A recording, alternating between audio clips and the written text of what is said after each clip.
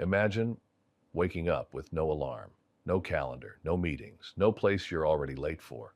You open your eyes when your body decides you're done sleeping. You sit up, and the only question in front of you is, what do I actually want to do today? For 99% of human history, that wasn't a fantasy. That was Tuesday. Modern humans will spend roughly 90,000 hours working over a lifetime. One third of every waking hour you will ever have is handed to someone else. But for nearly 300,000 years, that arrangement didn't exist. No employment, no wages, no boss, no performance review. So what did people actually do with all that time? The answer will make you question everything you've been told about what a human life is supposed to look like. Let's start with what we actually know. In 1963, anthropologist Richard Lee did something that quietly shook the academic world. He spent months tracking the daily habits of the Juhwanzi people of Botswana, one of the last remaining groups living in a way that closely mirrors pre-agricultural human life. What he found was uncomfortable for the modern mind.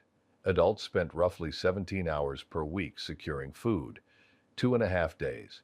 The rest of the time was entirely their own. And before you dismiss that as a single data point, it isn't.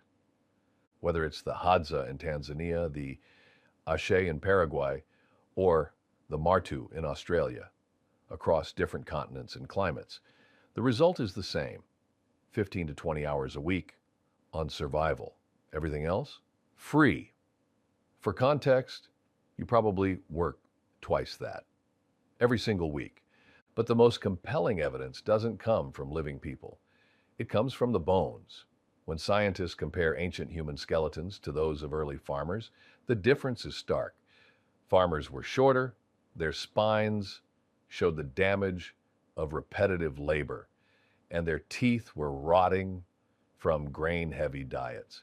Their bones told the story of people who worked themselves into the ground. Ancient humans, by contrast, were taller, stronger, and had healthier joints. Their remains weren't showing the wear of overwork. They were showing the benefits of a life in balance. If ancient humans were locked in a constant, desperate struggle for survival, exhausted and starving, then explain the art. In 1994, explorers entered Chauvet Cave in southern France and found paintings that were anything but primitive. They found horses in mid-gallop and lions rendered with shading and perspective. Creating this art required skill, planning, and significant time, all done 30,000 years ago by firelight, deep underground. Someone did that for no practical reason whatsoever. In Blombos Cave, South Africa, archaeologists found shell beads 100,000 years old. Someone made a 40-kilometer round trip just to collect these shells, then spent hours drilling holes through them to make jewelry. In Germany, a 40,000-year-old flute carved from vulture bone shows 5 precisely spaced finger holes. Whoever made it understood pitch and music. They spent immense effort making something purely for the experience of sound. This is what people do when survival is handled. They make things beautiful. They make music. They make meaning. So what did a typical day actually look like? You wake up around dawn. The fire is still going because someone fed it through the night. You eat what's left from yesterday, maybe dried meat, nuts, or fruit. Breakfast is unhurried. People talk. Plans form loosely and naturally.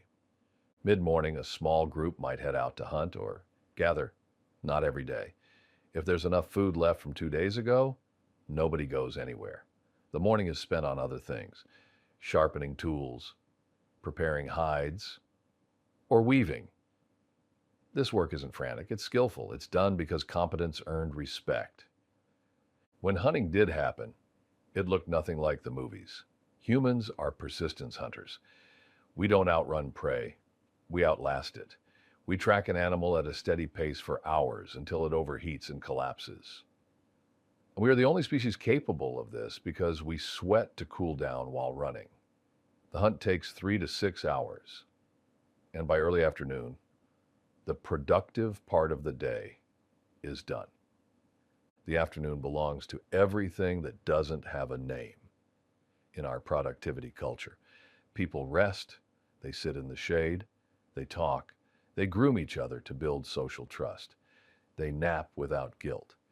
Anthropologist James Suzman documented that among the Juhuansi, adults spent roughly 6 hours per day in social time. This wasn't laziness, it was strategy. In a world without money or contracts, your relationships were your survival system. You invested deeply in those bonds because they were the most important thing you could do. Then the sun went down. Anthropologist Polly Wiesner analyzed hundreds of hours of conversation around these fires. During the day, talk was practical. But at night, 81% of conversation shifted to stories, myths, and ancestors. This is where human culture was born. In the dark, when stomachs were full and the mind had space to wonder. Even sleep was different. Before artificial light, humans often slept in two phases. A first sleep, followed by a quiet, wakeful period of reflection in the dark, and then a second sleep. Waking at 2 a.m. wasn't insomnia, it was just being human. About 10,000 years ago, something shifted. In the Fertile Crescent, humans began planting seeds and domesticating animals. Agriculture was a breakthrough, but it was also a trap. More farming meant more food, which meant more people, which required even more farming. Within a few generations, populations exploded past the point of return. Farming was brutal work, plowing, weeding, and defending crops. Early farmers worked harder, ate worse, and died younger than the hunter-gatherers who came before them. With scale came specialization. Soldiers, priests, and administrators. And eventually, jobs. The idea that your time belonged to someone else in exchange for the resources to survive. By the time we built cities, the original shape of a human day was gone. Your ancestors woke up free, not because life was easy, but because their time was theirs. They made art because they felt like it. They rested without justifying it. They spent 6 hours a day just being present with the people they loved. You spend 90,000 hours working. You sleep in one block and call it a disorder when you wake up at 2 a.m. You make art only if there is anything left of you at the end of the day. We are not a different species from them. Our brains are the same. Our needs are the same. But we live so differently from every human who came before us that it's worth asking, what did we actually trade away? And was it worth it? If this got you thinking, subscribe. See you in the next one.